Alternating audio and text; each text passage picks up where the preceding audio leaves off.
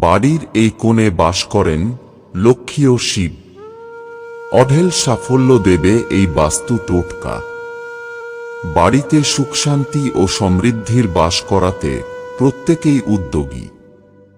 বিভিন্ন উপায়ের মাধ্যমে বাড়িতে ইতিবাচক শক্তির প্রভাব বজায় রাখার চেষ্টা করি আমরা। ইতিবাচক শক্তির প্রভাবে জীবনে শুভ পরিবর্তন দেখা দেয়।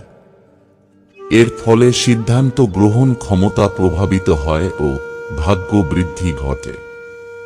বাস্তু অনুযায়ী ঘরের প্রতিটি কোণে এক একটি দেবদেবীর বাস। এমনই দুটি কোণে বাস করেন স্বয়ং লক্ষ্মী ও শিব।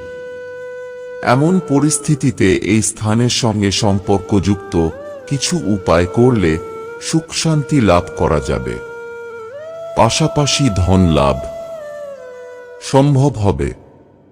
এই উপায়ের দ্বারা আকস্মিক মৃত্যুর ঘটনা থেকেও মুক্তি লাভ সম্ভব। বাড়ির কোন দিকে শিব ও লক্ষ্মীর বাস এবং তাদের খুশি করার জন্য কি কি করবেন জেনে নেওয়া যাক। বাড়ির উত্তর পূর্ব দিকে বাস করেন শিব। বাড়ির উত্তর পূর্ব দিকে শিব বাস করেন। মহাদেবকে খুশি করার জন্য এই স্থানের বিশেষ যত্ন নেওয়া জরুরি।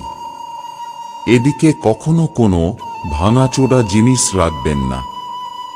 শিবের সমস্ত রঙই পছন্দ, তাই এই কোণের সাজসজ্জায় রঙের ব্যবহারের ওপর বিশেষ নজর দেবেন।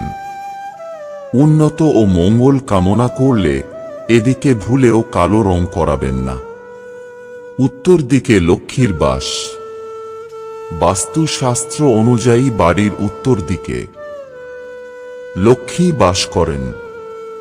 এদিকে লক্ষ্মীর মূর্তি বা ছবি লাগালে ভাগ্যের সঙ্গ পাওয়া যায়। জীবনে অর্থাভাব থাকলে তা থেকে মুক্তি পাওয়া সহজ হবে।